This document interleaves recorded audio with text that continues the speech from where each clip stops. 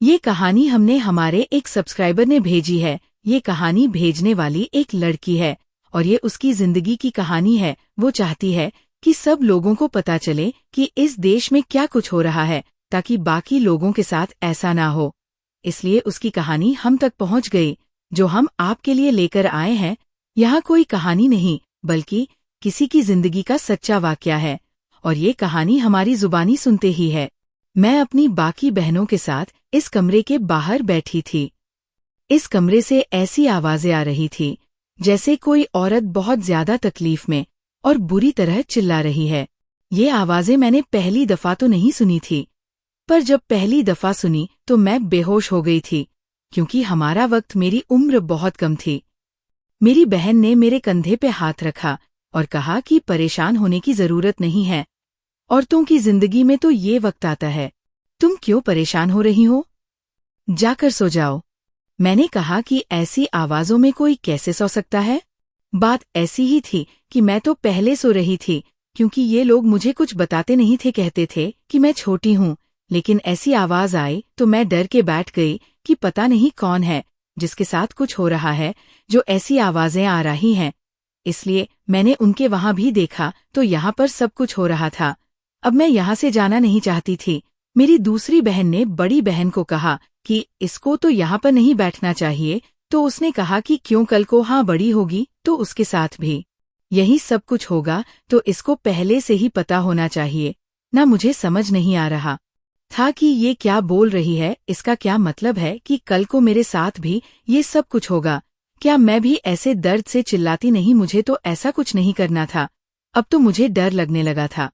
थोड़ी देर बाद दरवाजा खुला तो सामने का मंजर देख के मैं क्या, मेरी सारी बहनें ही हैरान रह गई, क्योंकि उन्होंने देखा कि वो लड़की जो बाहर आई थी, उसकी दोनों टांगे। मेरा नाम माया है। हम लोग 7 बहनें थे। मेरा कोई भाई नहीं था।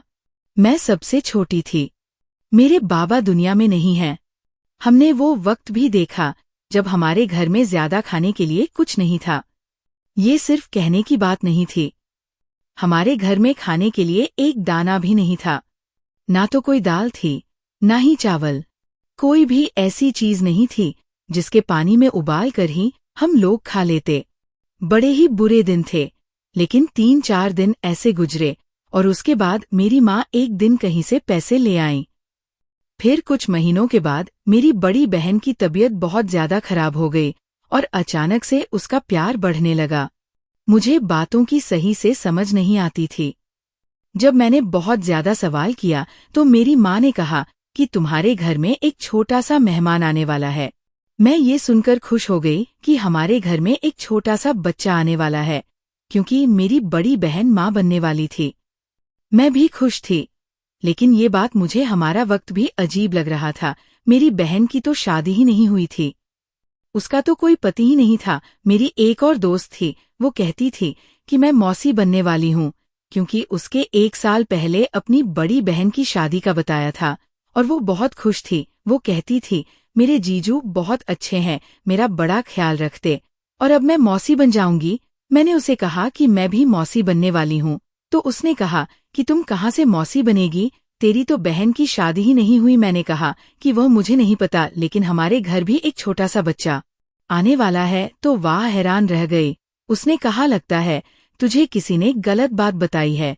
ऐसे कैसे बच्चा आ जाएगा जबकि शादी ही नहीं हुई है? तू भी ना बिल्कुल पागल है माया, थोड़ी सी समझदार हो जा। अब तो हम लोग बड़े क्लास में हो गए हैं।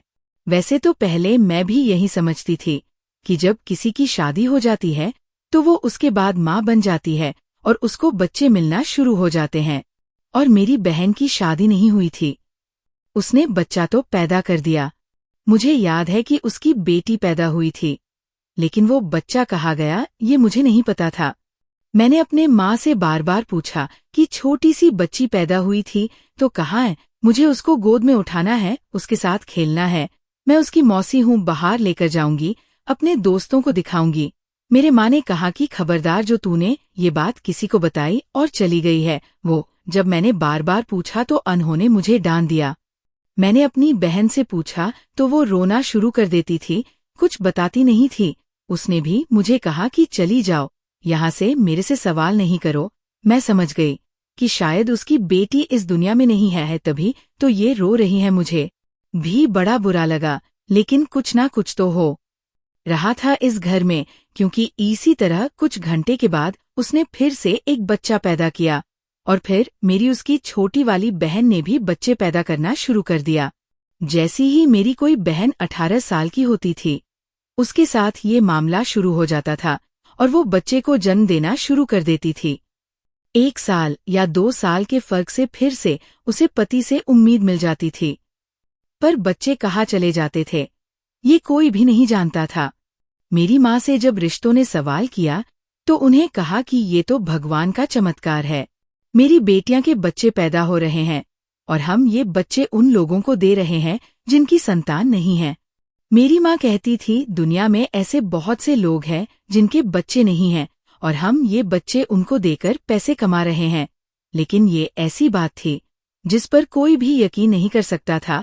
वक्त के साथ साथ में भी बड़ी हो रही थी और मुझे भी पता चल रहा था कि मेरी माँ की बातें पर यकीन करना बहुत मुश्किल है। खानदान वालों ने मेरे माँ पर बहुत बातें की, बहुत उंगलियां उठाईं और कहा कि ये कैसे हो सकता है, ये औरत कुछ उल्टा सीधा कर रही है, ऐसा नहीं हो सकता। लेकिन खानदान वालों ने हमारे ऊपर पूछताछ भी बिठाई, उन्हें हमारे पीछे लोगों को लगा दिया, हमारे घर में आना जाना रखा, चोरी चोरी हम पर नजर रखते थे कि कौन कहाँ आता है, कौन कहाँ जाता है। हमारे घर में ना तो कोई मर्द रहता था और ना ही कोई मर्द आता था। वो लोग भी आखिरकार हार मान गए और आहिस्ता आहिस्ता ये बात मशहूर होने लगी कि असल इशरत की बेटियों के साथ कोई खुदाई चमत्कार है कि बिना शादी के ही उनके यहाँ औलाद पैदा हो जाती है। अब तो हमारे पास लोग आने लगे और हमसे औलाद ले जाते हैं, ऐसे लोग जिनको औलाद की जरूरत होती थी, जो 12 से 12, 13 से 13 साल तक ब्यूलादी काटने के बाद आखिरकार फैसला कर लेते थे कि किसी बच्चे को ही भगवान ले लिया जाए। लेकिन मेरी माँ वो बच्चे उनको ऐसे ही नहीं देती थी, बल्कि उनसे कुछ पैसे भी लेती थी। मेरी माँ ने कोई खास कीमत नहीं रखी हुई थी। बस मेरी माँ कहती है कि आपकी जिंदगी इतनी बड़ी खुशी है तो आप खुश होकर कुछ नहीं देंगे। अब जिनकी जो हकीकत होती है वो हमें हिसाब से कुछ ना कुछ दे जाता था। एक दफा तो एक जोड़ा ऐसा आया था जो हमें पूरा 1 लाख रुपया देकर गया था। मेरी माँ खुशी से बेहाल हो गई और मेरी बहनें भी, जबकि मेरी बहनें कभी भी खुश नहीं रहती। अभी इस काम में मेरी 4 बहनें पड़ चुकी थी जिनकी उम्र 18 साल से ऊपर हो गई थी और उनके चेहरे पर कभी मुस्कान नहीं आती थी। वो हमेशा उदास और परेशान रहती थी।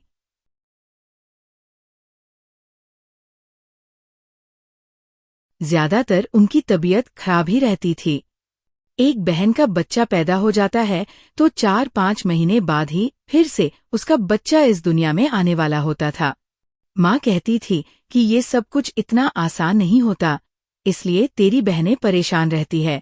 पता नहीं ये कैसी बीमारी है, भगवान ने मेरी बेटियों को ही ऐसा बनाकर भेजा है। अब मैं तो कुछ नहीं कर सकती। मैंने तो इलाज करवाने की बड़ी कोशिश की, जगह जगह पूछा, लेकिन इसका कोई इलाज नहीं है। ये ऐसी बीमारी है जिसका कोई भी इलाज नहीं है। दुनिया में रोज ऐसी बीमारियां उभर के आ रही हैं, ये भी उनमें से एक है।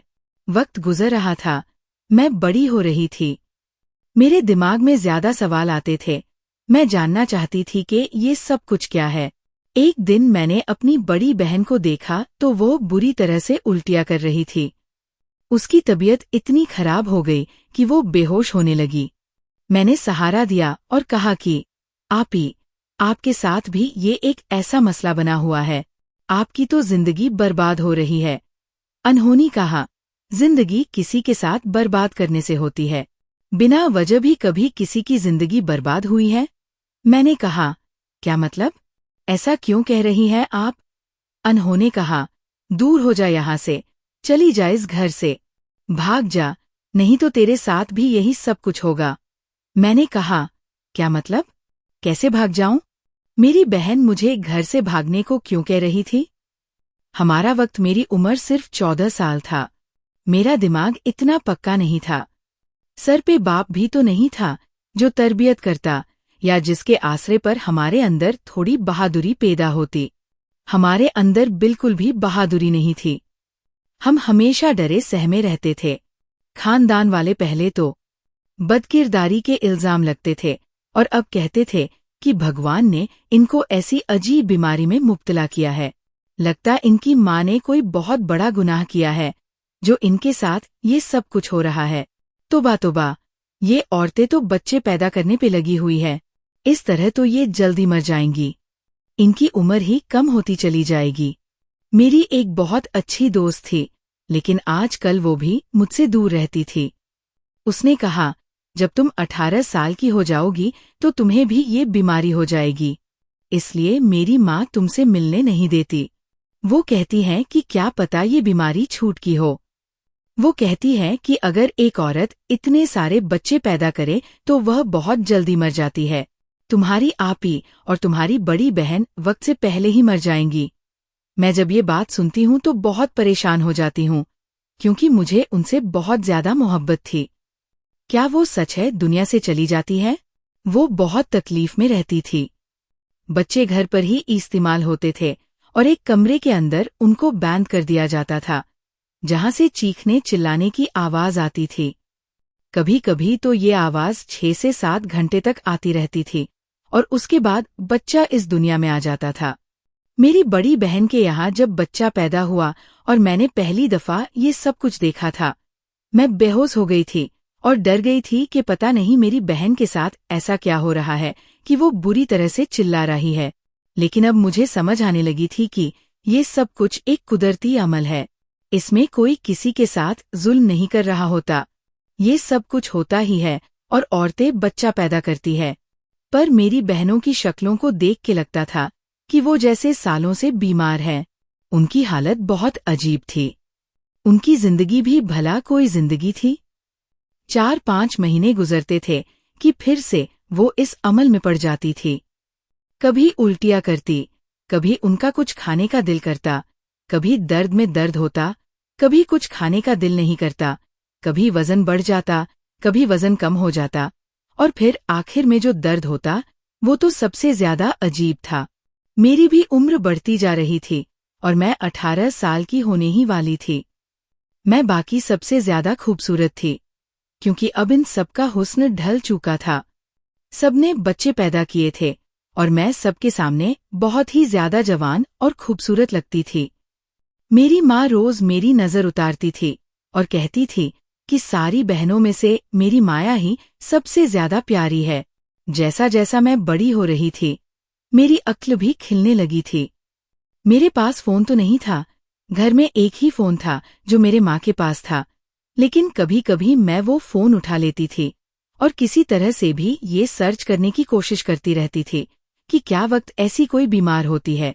दरअसल हम गांव में रहते थे और ये गांव वक्त से तकरीबन 50 साल पीछे चल रहा था। यहाँ के लोग बहुत ही ज्यादा पुराने ख्यालों के और अपनी रिवायतों को पसंद करने वाले थे। उनको तो किसी बात का पता ही नहीं था। गांव से कोई ऐसी खबर आ जाती कि कोई नई चीज इजाद हुई है तो ये ऐसे हैरान होते जैसे कोई एलियन उतर आया हो। लेकिन मुझे ठीक से पता नहीं था कि ये सब कुछ पता कहाँ से चलेगा, इसलिए मुझे कोई जवाब नहीं मिलता था कि अगर इंटरनेट पर कोई चीज सर्च करनी हो तो उसका क्या तरीका होता है। एक दिन मेरे माँ ने मेरे हाथ में फोन देख लिया और जैसा ही मैंने उनका फोन उठाया, उनको किसी आदमी का फोन आ रही थी। मैं हैरान थी कि मेरे माँ को किसी आदमी की कॉल क्यों आ रही है। उनका किसी आदमी से क्या वास्ता? वो तो सीना ठोक कर कहती थी कि हमारे घर ना तो कोई मर्द आता है ना जाता है, और ये बात सारे खानदान वाले मानते थे और इस बात के कायल हो गए कि हमारा किसी मर्द के साथ कोई संबंध नहीं था। फिर ये गफूर नाम का आदमी कौन था, जिसको मेरी माँ ने पहले शायद कॉल किया था और अभी वो कॉल बैक कर रहा था? मेरी माँ ने मेरे हाथ से फोन ले लिया और कहा, तुझे कितनी दफा कहा है कि मेरा फोन इस्तेमाल न किया कर, तुझे शर्म नहीं आती? क्या काम है तेरा इस फोन के अंदर? तेरा कोई काम नहीं फोन के साथ। जा जाकर अपने मुंह पे वो लेप लगा जो मैंने तेरे लिए बनाया है। मैंने कहा, माँ मैं थक गई हूँ लगा लगा कर। मेरी माँ ने कहा, तुझे बहुत ज्यादा खूबसूरत बनना है, खूबसूरत होने से थक गई है तू? पागल, खूबसूरत औरत के बहुत ज्यादा फायदे होते हैं। मैंने कहा, हाँ, मुझे पता है जो फायदे होते हैं। एक औरत की जिंदगी मुझे कभी भी कोई फायदा नहीं होता। मैं जवान हो जाऊंगी, बड़ी हो जाऊंगी, मुझे भी वही बीमारी हो जाएगी जो मेरी बाकी बहनों को हुई है। फिर खूबसूरत होने से क्या फायदा? मुझे भी तो बाकी बहनों की तरह बच्चे को ही पैदा करना है। मेरी माँ ने अपना सर पकड़ लिया और उसने कहा, मैं लड़की को कैसे समझाऊं, बस तू अपने आप को खूबसूरत बना के रख। तेरी बाकी सारी बहनें वाजिबी शक्लो सूरत की मालिक हैं। और फिर तू इतनी खूबसूरत क्यों है? तो किसी वजह से ही दी होगी। मैं खामोश हो गई और अपने माँ के कहने पर चलने लगी। एक दिन मेरी बहन मुझे काबिल अरहम नजरों से देख रही थी। आज भी उसने बच्चा पैदा किया था, पर वो मुझे ऐसे देख रही थी जैसा बीमार वो नहीं, बल्कि बीमार मैं हूँ। क्या हुआ? क्या देख रही हो? मैं उसे पाँव दबा रही थी। तुम एक काम करो, तुम चाचू रहमत के पास चली जाओ, जो कराची में रहते हैं। मैंने कहा, आपको पता है मैं उनसे कितनी नफरत करती हूँ। दरअसल मेरे बाबा का एक ही भाई था जिसका नाम रवि था। जब मेरे बाबा इस दुनिया से चले गए तो वो आया था और उसने कहा था, आप हमारे साथ चलें, हमारे घर पर रहें। मेरा भाई इस दुनिया से चला गया है, लेकिन उसकी फैमिली मेरी जिम्मेदारी है। मेरी माँ ने कहा था, तुम तो खुद भूखे नंगे हो, हमारे लिए क्या कर पाओगे? तो उसने कहा था, कुछ भी कर लूंगा, आप लोगों को भूखा नहीं रहने दूंगा। मैं शरीफ आदमी हूँ, ईमानदार आदमी हूँ, सरकारी नौकरी करता हूँ। अगर चाहूँ तो लाखों रुपए कमा सकता हूँ, लेकिन अपने घर में हराम का एक नंबर नहीं आने देता।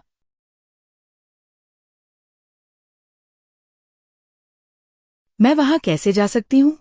मेरी बहन ने कहा, तुम वहां पे चली जाओ, इससे पहले कि तेरे साथ भी ये सब कुछ हो जाए। तुम वहां पे चली जाओ। मैंने कहा, क्या मैं वहां पे चली जाऊंगी तो ये सब कुछ नहीं होगा?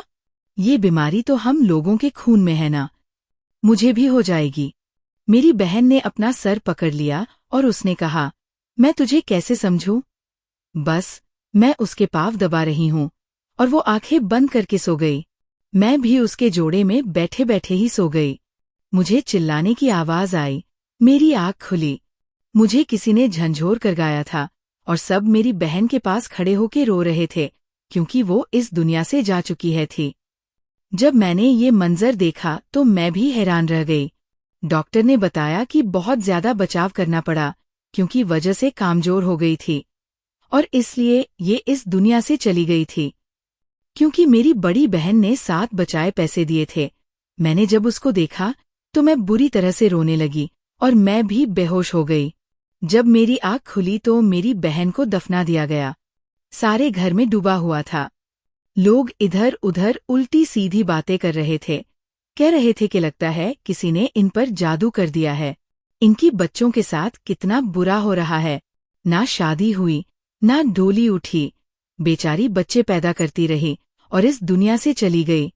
इसी मयत में एक लड़की आई थी जो शहर से पढ़ के आई थी।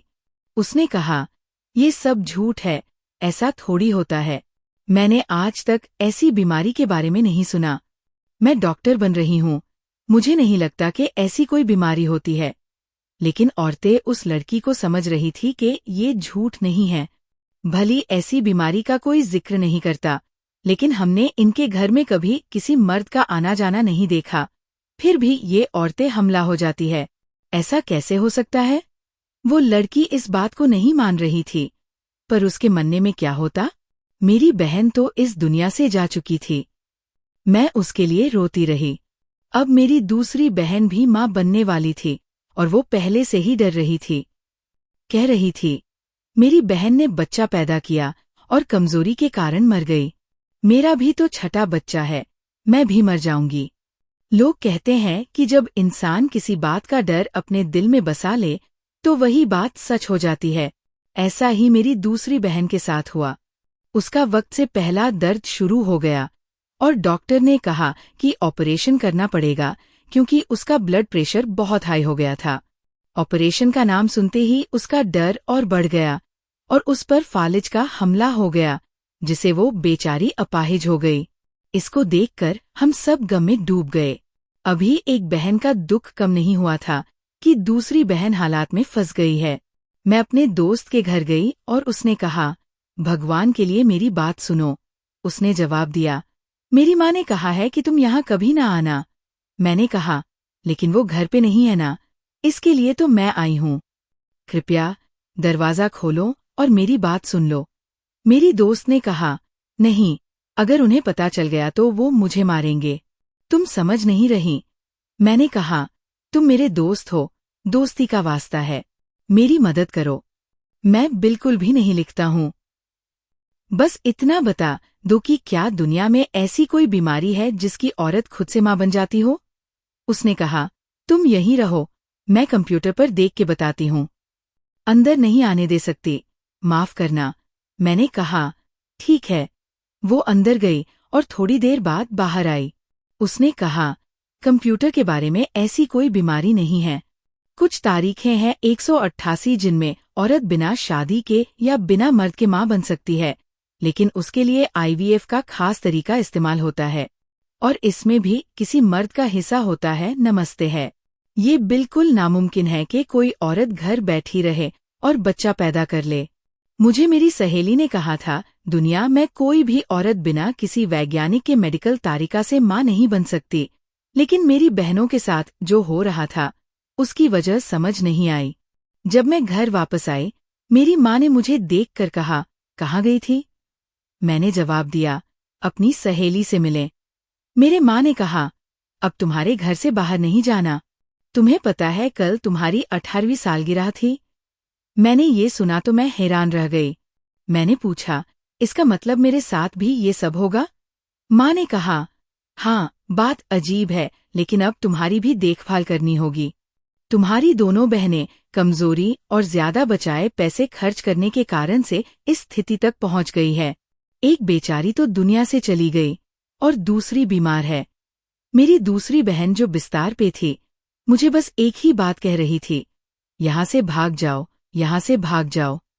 लेकिन उसके फालिज के हमले की वजह से वो ठीक से बोल नहीं पा रही थी और मैं उसकी बात समझ नहीं पा रही थी। मेरी माँ ने मुझे समझाया कि अब मैं भी 18 साल की हो गई हूँ और कुछ भी हो सकता है। मैं भगवान से दुआएं कर रही थी कि ऐसा ना हो। रात हुई तो मैं अपने कमरे में जाकर सो गई, लेकिन जैसे ही लाइट बंद हुई, मुझे ऐसा लगा कि मैं कमरे में अकेली नहीं हूँ। मुझे लगा मेरी बहन उजमा होगी जो मेरे पास आ रही है, क्योंकि वो बहुत ज्यादा डरती थी और रात को अकेली नहीं सो पाती थी। मैंने आवाज लगाई, सोनिया, तुम हो? लेकिन जब वो मेरी तरफ आई, मुझे कुछ अजीब सा महसूस होने लगा। उसका साया और छाया बहुत बड़ा लग रहा था। वो तो डूबली-पतली थी, तो इसका मतलब वो सोनिया नहीं थी। मैं आगे बढ़ने लगी, लेकिन किसी ने मुझे जोर से दबा लिया। ये हाथ किसी औरत के नहीं थे। मैं चीखने चिल्लाने लगी, लेकिन किसी ने मेरे मुंह पर हाथ रख दिया। सुबह हुई और सबने देखा कि मैंने अपने माँ को कमरे में बंद कर दिया था। दरवाजे के आगे मैंने इतना सामान रख दिया था कि वो बाहर नहीं निकल सकती थी। मैंने घर की तिजोरी तोड़ दी थी और उसके अंदर से सब पैसे निकाल लिए थे। जब मेरी बहनों ने ये देखा, वो सब हैरान रह गईं। वो कहने लगी, ये क्या कर रही हो? तुमने माँ को बंद क्यों कर दिया? मैंने कहा, मैंने माँ को नहीं, एक जुल्म को बंद किया है। मेरी हालत बुरी थी, मेरे बाल बिखरे हुए थे और मेरे चेहरे पर जख्मों के निशान थे। मैंने कहा, हम में से किसी को भी कोई बीमारी नहीं है। हमारी माँ हमें बेच रही है, उसने हमारा सौदा कर दिया है। मेरी बाकी बहन चुप थी, जैसे उन्हें पहले से सब पता था, लेकिन वो किसी डर से चुप थी। मैंने उनसे कहा, अब मैं तुम्हारे साथ हूँ और तुम्हें मेरा साथ देना होगा। हम सब मिलकर पुलिस के पास चले गए। मन माँ चीखती रही कि हम सब फंस जाएंगे, लेकिन मैंने उसे कहा, फंसे तो हम पहले से ही हुए हैं, आज हम आजाद हो जाएंगे। हमने पुलिस को सब कुछ बता दिया और आखिरकार सच्चाई सामने आ गई। केस बड़ा अजीब सा था। मुद्दे भी हम थे और तवायफ खाना चलाने का पर्चा भी हम पे हो सकते थे, लेकिन पुलिस वाले ने हमारी बात समझी और हमारी मदद करने का वादा किया। उसने कहा कि आप अपने माँ के गुनाहों पर पर्दा न डालें और अपने माँ को माफ कर दें और उनसे कहीं दूर चले जाएं। अगर आप लोग पुलिस की मदद मांगेंगे तो आप लोग खुद ही फंस जाएंगे। हमने ऐसे ही किया। हमने अपने माँ को उसके हाल पे छोड़ दिया और खुद रवि चाचू के पास चले गए।